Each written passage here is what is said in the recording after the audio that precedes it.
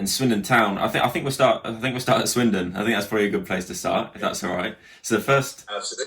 the first time we met, I think, was under 12s. I think at Swindon when I was Yep. at the academy centre of excellence there, and I think I had Nutty, Jeremy Newton, Yeah.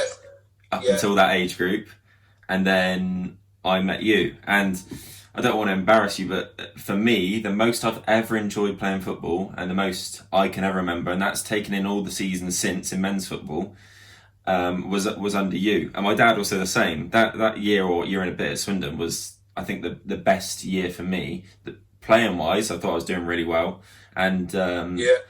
I don't know what. Sometimes you just click, and it's the same. I coach an under 12s team now in the junior Premier League, and I Yeah. get on really well with them. And I think if you're enjoying who you play for, and you get on with them, and you give a little bit more anyway. So what can you remember of that season? It's probably easier for me to think back to it was Yeah. me playing. I think I coached some of the older age groups before. Yeah. Who was in charge overall? Jimmy Fraser. Yes, he Or was, and Phil. then he left the year after, and then Nutty took over. Right. Okay. Because I've been involved right from back at Phil Cannon's time, really. As came as an assistant coach to Martin Allen, Yeah. and then finished up getting my own squad of players. So I did some different age groups, but yeah, I can remember that age group well. Would have been one of the younger groups at the time. I think now they've changed and go right down to the real babies. I can always remember wanting to make sure that all the players enjoyed being there because my own sons had been there. And you can find it quite stressful because you think you need to be the best player, the best person, everything all the time from the minute you arrive on the training ground to the minute you go home. And I just want to take the pressure off of those lads who I just don't think is the right thing to do. Let them go and play and enjoy themselves, and embrace the whole situation really. And I wanted that to happen. And I think as you get older, you can take a bit more responsibility, you can take a little bit more information. And I think when you're in under 9s, 10s, 11s, the information you can take is only tiny amounts, really. Yeah. I think some people can take a little bit more than others. Some are more football intelligent than others. But the important thing for me was to make sure those lads came in were very, very comfortable, wanted to enjoy playing football. If they made a mistake, they made one. No, there's no issue to me. There's not a problem. I wanted to make sure those players were happy when they came to the ground, that they were going to be met with a smile by me, and we were going to have a good time. We were going to try and enjoy ourselves. If we could win, we would try and win. If we didn't, it didn't really matter, as long as there was some kind of progression. Some of the lads came as very, very quiet ones. Some came as quite chopsy ones, as you know. In any group, you get that. And I just like to think that I was one person that just treated everybody the same. Yeah, because it was sort of a difference. Nutty is obviously Nutty, and he's down at Southampton now with the under 16s, and he was very hyper, and he was sort of perfect. I think for me when I first got in, he was very loud and energetic, and then I think as you get older, you need more structure and a little bit how I coach. I do a lot of ball mastering skills at a young age, and then I think as you get older, you can take on more information and you can learn a bit more about football. And then obviously under 12s, and it was a really, really good season for me. I really, really enjoyed it. And I think the academy and centre of excellence processes are hard. But if you can do what you said you did by making kids enjoy it and want to be there, because there was probably a couple of points along my way of academy where the pressure did get too much and it was a lot to take on. And that happens all the time with everyone, doesn't it? Yeah, and in a cold light of day, I just try and speak to. Never actually said this to parents, but Swindon Town at that level at that time, if they would get one or two players through from each age group, they would be overjoyed. Yeah. The setup would be overjoyed. We've got two players through. We've got George Blank and somebody else have come through. That would be fine. The reality of that squad of 16 players, as harsh as it may seem, 12 or 13 of them were never ever going to make it. Mm. They were going to be peaks and troughs for everybody, but the reality is only 2 or 3 were actually ever going to be taken as a scholar, a YTS boy, or whatever they were called at that particular time. So that was why it's best for people to come, make sure they enjoy it, make sure they're nice and comfortable, make sure they're learning to be a good person. I think that was important as well, and I was always keen to shake hands and make sure you get the please and the thank yous and all those kind of things. I think Swindon were particularly good at that. They always said if a young lad comes in, we want him, if he does leave, to be leaving as a better person. Yeah. And I think that's important as well. I think that's important even when you get to non-league level. There's good lads and there's bad lads, and that will always be the case. But if you can make people better by learning to be a good footballer and a good person, then I think everyone's got a chance. No, I agree. And obviously from my age group, there was two players off the top of my head that I can remember. Jordan Turnbull, he was obviously, I think he left just before he took the under-12. Southampton signed him when he was young. And then Louis Thompson, obviously, who's gone on and had a reasonably good career. Obviously, injuries have hurt him a little bit, but he's done brilliant. So I think we did have a good age group, and Nutty said that as well. He said we had a great age group, he thought, from the start. And there was obviously bits where I was really confident, and there's bits where maybe I look back and I think, I'd like to have changed that, or if I just did a little bit more then. But you know what? It is what it is. It's happened, and now I coach and I play semi-pro football for a living, and obviously, you look back and you think, could I have done that better, or could I have done that better? But I would do it all again, if that makes sense. I would do it all again. Yeah, absolutely, and you should do as well. So that's a good experience for me, that you've gone down that road and you've had some decent coaching, and you've picked up little bits from Jeremy Newton, from Mark Collier, from other coaches, from other players. So all those things are now standing you in good stead. Even thinking back when you were a 12-year-old, you're now speaking to your own 12-year-olds. You've been there, you've done that, so you know the pitfalls, you know the good bits, you know the bad bits, you know sometimes you're going to go. You were driving home from Swindon with Dad, sat in the back of the car. Not been good today, Dad. And Dad would say, "Yeah, you've done okay." And you're thinking, "Okay." And by the time we got home, Dad would have convinced you've done well. Yeah. Or not, whichever the case may have been. Yeah. And we come back in on the Monday or the Tuesday or the Wednesday, whenever we were. Let's meet. Here we go again. Next week we learn and we learn and we learn and we learn. So yeah, I mean, you would have picked up lots of that. I picked up lots of that as well. And they're great times, and times that you can always be grateful for. And I wanted to embrace those times, and I did.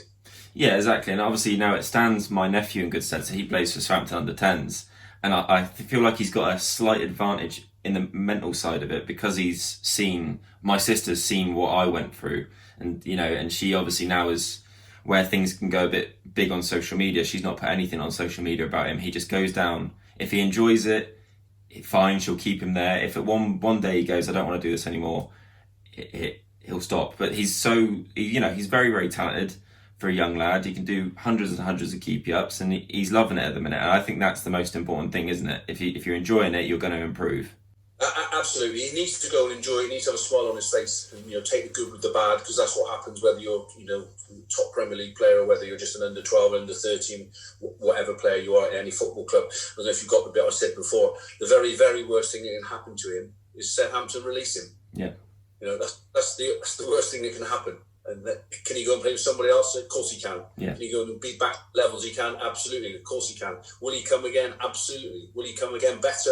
Quite possibly. So that's the very, very worst thing, that he'll be one of the millions that get released. Yeah, absolutely. Because the percentages are crazy, and I do make sure they understand that, the kids I coach, whoever.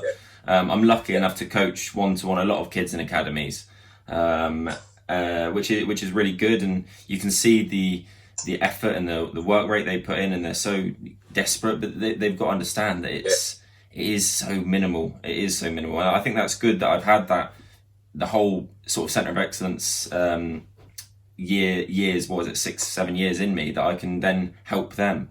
Yeah, it's a great experience. So what was your sort of what would your advice be to a player not necessarily wanting to be in the academy, but maybe just a player, because I think this is important, wanting to be the best they can be, a young lad, 11, 12, 13, what's the best bit of advice you give for them wanting just to be the best they can be? Just to make sure you give yourself every opportunity to be that best person, by listening to your coach, by listening to your dad, and listening to people that are going to give you good advice, and just making sure you practice to make those things permanent. Do all those. If you've got a particularly good right foot, just keep on using that right foot, making that right foot not perfect but permanent. Yeah, permanent. Make that permanent the whole time. So every time that ball comes to your right foot, your touch is going to be absolutely spot on. And then start using your left foot, start using the other things, mastering the ball and all those things. But the major thing to me would be to enjoy. Number one, absolutely enjoy. and number two, make sure you practice and listen to the right people. Absolutely. Yeah, I think that's a great bit of advice.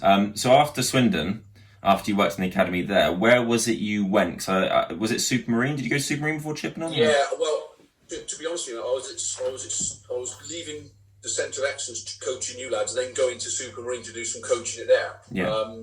At that particular time, Supermarine were really struggling in one of the lower reaches of the Southern League before it reformed, and a manager left, I think, or got sacked. The chairman at the time there asked me if I would go and do some coaching. I said yes, I would. They didn't have able to take some training, so go and take some training on a Tuesday and a Thursday. A new manager then took the job called Tommy Saunders. You may remember Tommy, used to be ex-Chippenham manager. Tommy didn't enjoy the coaching part of it, so he then got me involved. I went and did some coaching, basically number two to Tommy, just on a small time basis, really. He left, and they asked if I would be the manager. And I said, look, I'll take it over for a month just to see where we are with it. They were in the relegation zone. We had quite a good month to 6 weeks. We stayed up. They offered me the job full time, and 300 games later, I was still there. So that was it, really. So then I stopped doing the academy then, because it was just doing both was too much. I was out all day Saturday, out all day Sundays. You get on a minibus in Swindon on the drive to Plymouth, and that's your day gone completely, and you're back to work on Monday, and then you're coaching on Tuesday night. And so that is how that ended. So I went to Supermarine in the Southern League, and we had quite a good time, really. I went in with a coach called Ian Howell, who's now coaching at Chelsea. Yeah. He was at Swindon Town as well, doing one of the older age groups. I think Jeremy Newton even came and played for us as well at Supermarine. So, I had lots of contacts, and at that particular stage, because of my contacts at Swindon Town, a lot of the lads, the scholars that were being released, would come and play for Supermarine because it was in the town. It's the next best level down, or the highest level down for them to go and play locally. And we just tried to build a side there, and we got ourselves promoted and got to the second round of the FA Cup, and had some fantastic times. No, that's brilliant. Quickly going back to the difference between, how did you find the difference between coaching kids and managing kids to then going into semi-pro footballers? How did you adapt? I think the players help you adapt.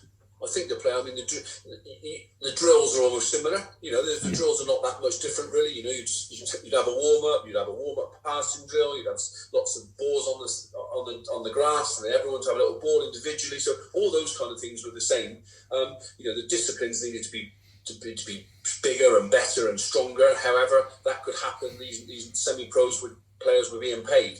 They wanted to play every week. You didn't have if one of the players got injured as a little one, you had a few tears, you had to deal with that in a different way and go and speak to mum and dad, etc., etc. But with the men, you didn't have that hassle, but you have more hassle with them. I can't come, I'm working. I can't come, my wife's having a baby. All those lots of things. So there's lots of things to weigh up, really, but the bases are the same. The basics are the same. They're footballers. All footballers want to be treated well, whether you're Cristiano Ronaldo or whether you're George Plank in the Swindon under 11s. You all want to be respected, you want to be treated well, and I try to do that if at all possible, and I'd like to think that I've managed to do that most part of my career as a coach and a manager. Well, by the looks of it, you obviously have, because you've had quite a good career managing as well. I mean, then after Supermarine, is that when you went to Chippenham? Because you was it 6 or 7 years you had at Chippenham? I've tried to do a little bit of research, but I think me and my dad... It was. Carry on, sorry. It was, yeah. Basically, I'd left Supermarine. We had this fantastic cup run with Chippenham, as I say. With Supermarine. We played Colchester in the second round. There had been lots of money coming into the club, television money, etc., etc. And the club was going through a bad time, cut the budget by quite a lot. I decided, myself and assistant Tom Jones, that maybe we'd taken them as far as we could, got ourselves... left the club, resigned from the club, no issue with that. They went on to good things. And I was out of football for a little bit, did a bit of coaching in some local clubs, etc. Nothing too serious. And then applied for the Chippenham job. Originally didn't get the job. Then a couple of months later got the job. And when we first went to Chippenham, I took Tom Jones, the ex-Swindon Town player, with me as an assistant. He'd been at Supermarine as well. and Chippenham were a struggling club, really. I remember our first game, I think it was 200 odd people. We played Cambridge and we were third from bottom in the league. And when we left, we were in the Conference South, I'd been having crowds of 2,000 or 3,000 at Harden Hewish. So yeah, a fantastic time at Chippenham, and ended fairly, I think, prematurely, really. But that's football and chairman and everything else that goes with it. No, yeah, absolutely. Me and my dad always looked at the scores, and we tried to keep up to date with Chippenham because we appreciate what you did for me when I was little and how much you made me enjoy that whole year. And obviously, my dad was the one who told me you got sacked by Chippenham, and it was a shock to us because we play. The funny thing is, so after all those years of you coaching me in the academy, 6 years later, we play you in a semi-final of a cup. And as soon as that, I was desperate for your name to, we could have had an easier game, but I was desperate just to play Chippenham and maybe, play well. I don't know if we could have nicked anything. And Bemerton, we did well in the Wessex League that year, and I was enjoying football. And then I thought maybe you'd be nice and put out a slightly weakened side against us. And I don't believe you did. And to be honest, I would much rather play in a game like that, with a big crowd and against better players, better opposition, stronger squads, and because they're the games that challenge you the most. And the way I look at games like that, and whenever I've played against teams that are higher up, would I look out of place in the other team, if that makes sense? There's been a couple of times we've played leagues up and I've thought, you know what, I think I could have played left back or right back or centre back in that team. I think overall, the game against you was very hard. It was just, I think I had to mark. I can't remember, wasn't it? Is it Sandell? Maybe he played on my side, yeah. And he played on my side. So thanks for that. He came out on me a few times, and I just remember the movement off the ball. And as a coach, stepping back and watching the highlights, I was like, wow, I was really impressed, and that's what I love playing games like that. And obviously, it's bittersweet. So I think it may have been 7 or 8-0, maybe, I can't remember. But I enjoyed every minute. It was good to see you, and it was the games I like. So I don't know if you can remember much of that game. Yeah, no, I can. Absolutely, I can remember you playing, and I remember saying to people, "Oh, I used to coach him," and all those things. So yeah, it was. I remember it well. It was on a decent pitch down at Melksham as well, which made it even better. So yeah, I remember, and I can remember most of the games throughout my career, really. But people say, "Oh, well, you've just mentioned about a weaker side." At that time, I think Chippenham, we only had a relatively small squad, 17 or 18 players. Yeah. The reserves team was called Chippenham Park, and believe it or not, because they were called something else, even though they were our reserves, they were in the competition as well. Oh, okay. So, our squad had to be the players that played. We couldn't really play anybody else, so it was always going to be 1 to 18. I think maybe moved a couple around, but you think people like Andy Sandell has played 200 league games, and the season we won the Southern League Premier Division, I think he got 30 odd goals. So and he was a feared striker against very, very senior, experienced players. Not that you're not one now, but at that particular stage a few years ago, he may be still a relatively young left back in comparison to playing against somebody like Andy Sandell and David Pratt, who played at that level and beyond, for years. No, absolutely, but they're the players I want to play against. You want to play against players like that. I there's games. Obviously, I still play for Bemerton in the minute, and there's games. Yeah. We've obviously got a very strong squad. There's players in our team that have all played Southern League level. We've basically got an old Salisbury team. That's what we've got from a couple of years ago.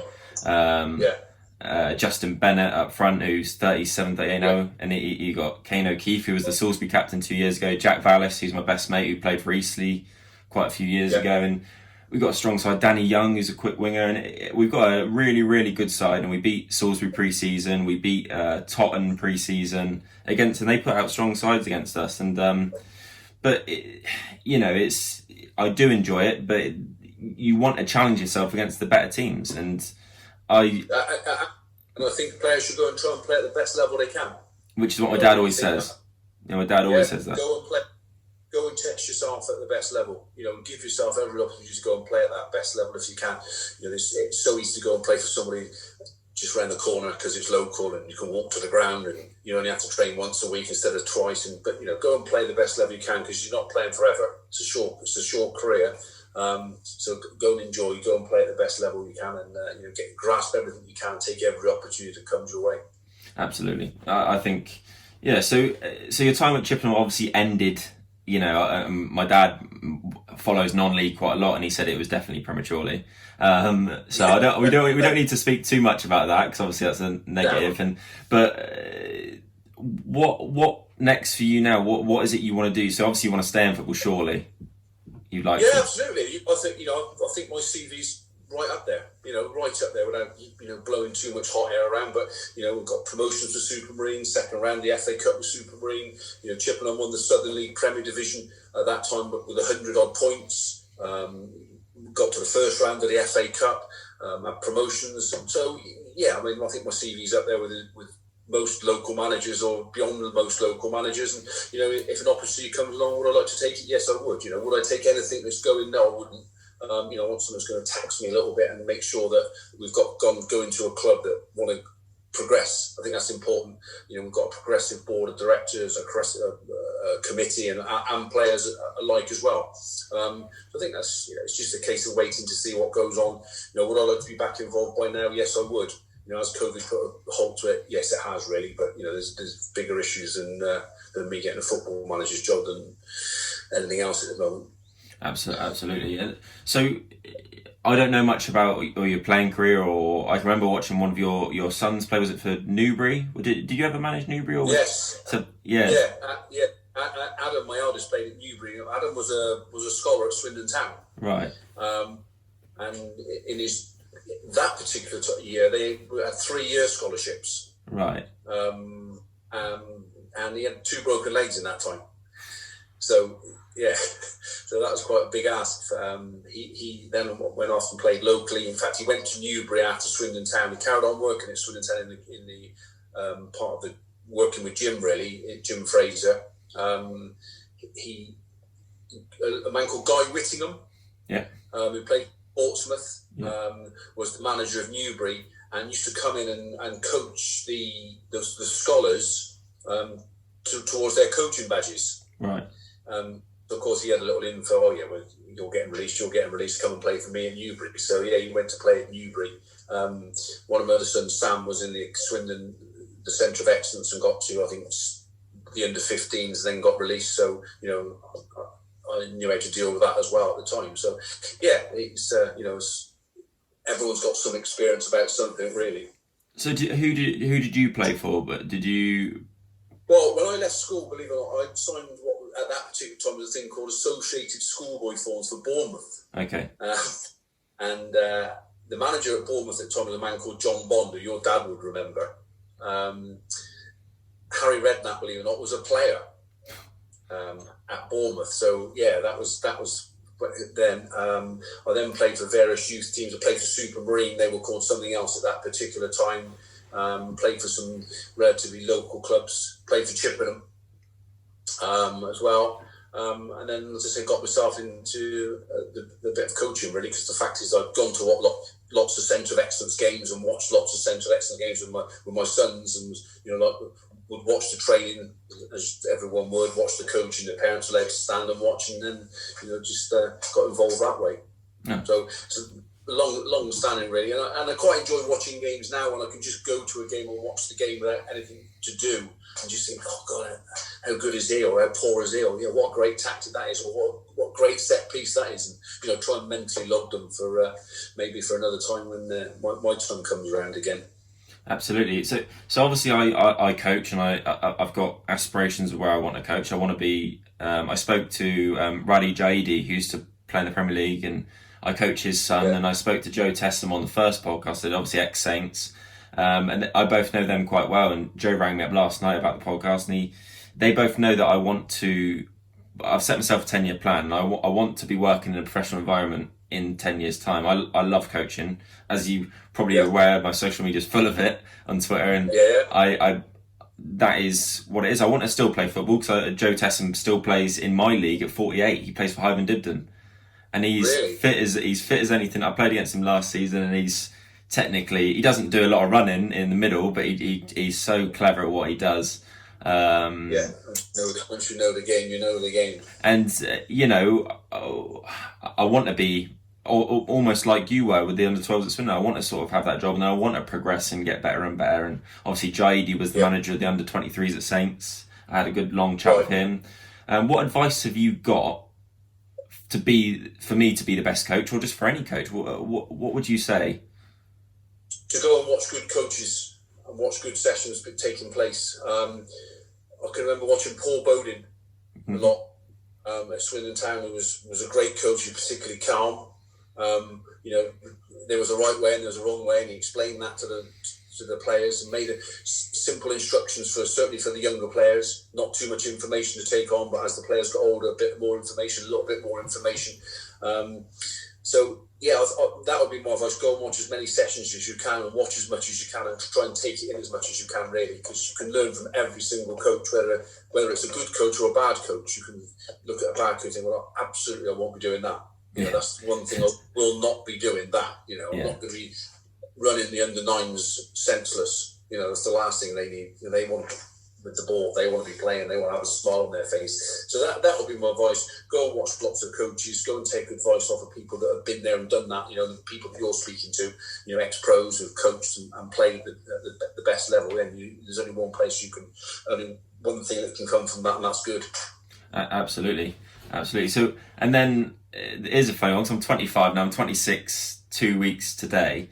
I still think that I can, with a little bit of confidence, I need to fill out a little bit, obviously, but that's just my height. I'm 6'4", 6'5" now. I still want to be the best footballer I can be. And we've obviously talked about how kids can get better and be the best they can be. What advice have you got for me to be the best player I can be? Someone who's been released from academy, someone who's suffered with confidence issues up until maybe 21, 22, and then what advice have you got for someone who's in semi-pro football, maybe 18, 19, 20, who wants to go and make a living still at football? Because it's possible in semi-pro. It is possible. You can do really, really well. I think, if I'm honest, I think sometimes a lot of players have to humble themselves a little bit, and instead of sitting on a bench for maybe a team in 2 leagues higher, you've got to go play football. If that's my opinion. I don't know what yours is. 100%. We used to have you won't mind me saying, there's a lad called Carl Lapham. Okay. He played for Swindon Town first team. I think he made his debut against Sheffield United.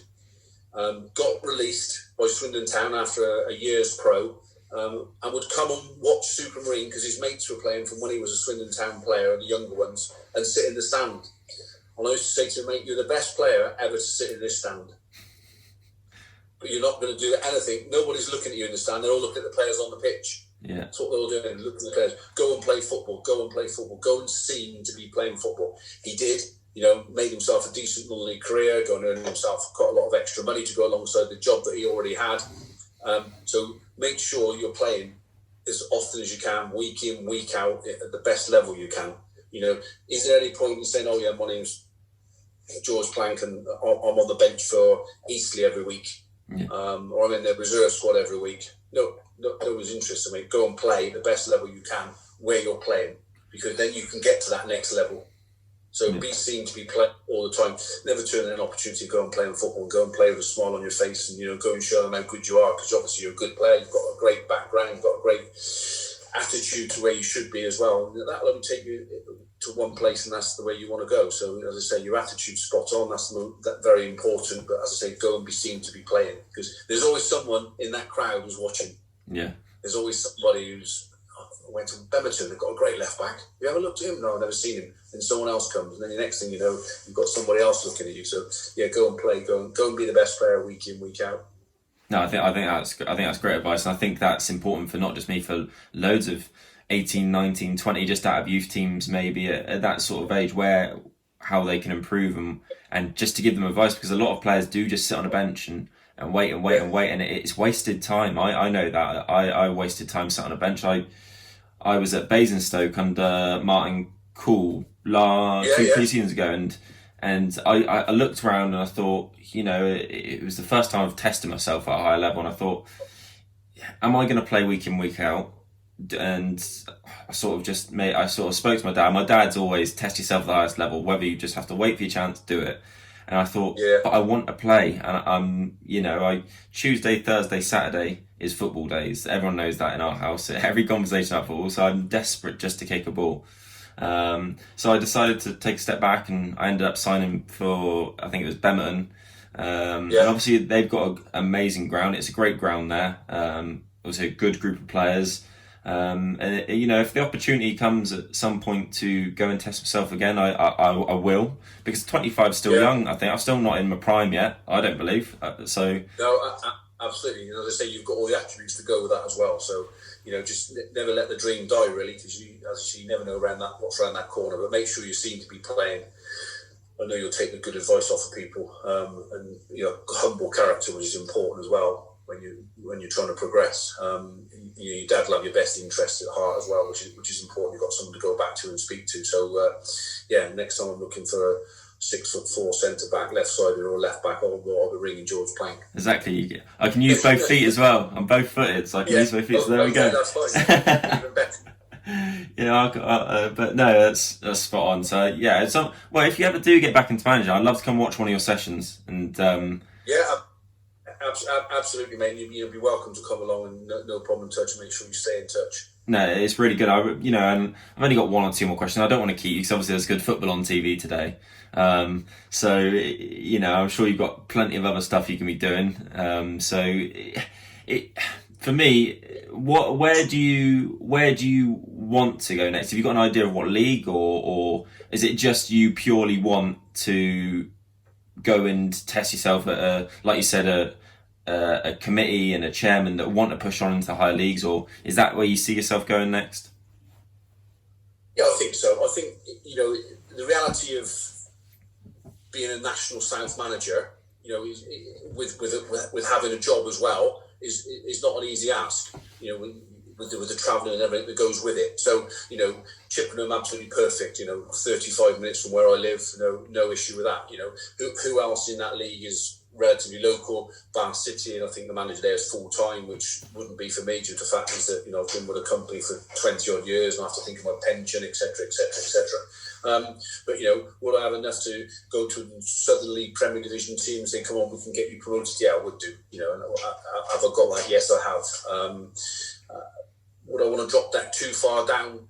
I wouldn't. I don't think so. I don't think I would. I can go and offer some advice to those clubs and to those managers. Of course, I can through my experiences. But would I want to be managing a team where players drop out on a Tuesday night and don't train, and ring up on a Saturday saying I can't make it? So no, I don't. I wouldn't want that at all. Would I want to manage in the Football League? Yes, I would. If I couldn't manage the Football League, the National Conference, yes, I would. If you can't do that, you have the next league down. So, as I said to you, being a player, go and play in the best level you can. I'd like to go and manage at the best level as I can, and just see what options are available and what becomes available. And when you think nothing's going to happen, the next day something happens, or someone you read on Twitter that someone's left the football club and there's an opportunity there. So I never say never, but do I want to manage at a good level again? Yeah, I'd love to, certainly.